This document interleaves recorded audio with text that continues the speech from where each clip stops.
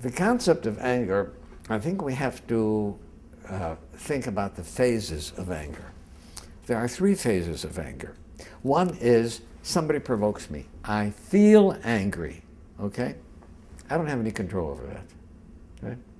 Then there's the phase of anger of how do I react to it, right? Do I walk away? Do I respond? Do I punch the guy in the face? Do I call him with some nasty name? That's my reaction to anger. And then the other thing is, okay, I didn't have any choice to feeling angry when I was provoked. How long am I going to hold on to that anger? An hour?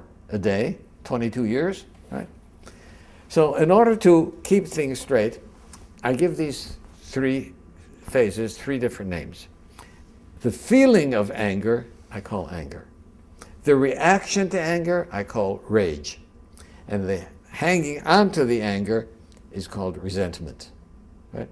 And then if you clarify it, I say, okay, I can do nothing about my feeling of anger other than perhaps take some things in perspective. Right?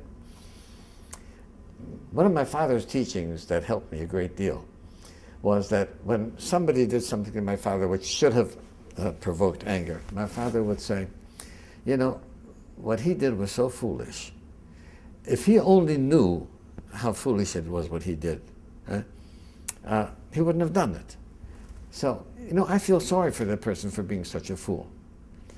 But if you feel sorry for a person, how can you be angry at him? You know, I feel pity for him. Pity and anger doesn't go together. But nevertheless, I can't control how I feel when provoked, but I certainly can control what my reaction is going to be. And finally, how long do I hang on to the resentments? My greatest lesson came from Alcoholics Anonymous, where somebody said, harboring a resentment is allowing someone who you don't like to live inside your head without paying any rent. And I'm not that kind of a guy. I'm not a nice guy like that to let somebody else rent. So AA helped me get rid of resentments. Reacting to anger took me a while, right, to be able to control my rage. And then I had to realize that, you know, this is part of my being human. Animals react with rage when provoked. Right? I, as a human being, am supposed to be above that. You know, I'm more than a Homo sapiens.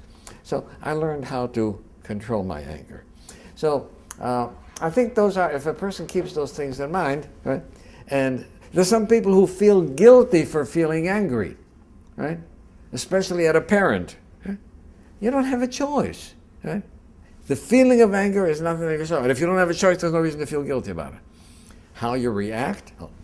Now, my suggestion is keep an anger journal. Right? Here's what happened today. Right? Somebody did this, is that, and here's how I did. Right? Then at night, you see, at the time that I'm provoked, my thinking isn't clear because I'm under pressure to respond. But at night, when I look over what happened during the daytime, and I say, did I handle that in the best way possible? Could I have done something better? And that becomes a lesson for the next time. Right? So I think keeping a journal about anger and how we respond to it is an excellent way of learning, because ultimately, if I am enraged, it doesn't hurt the other person as much as it hurts me.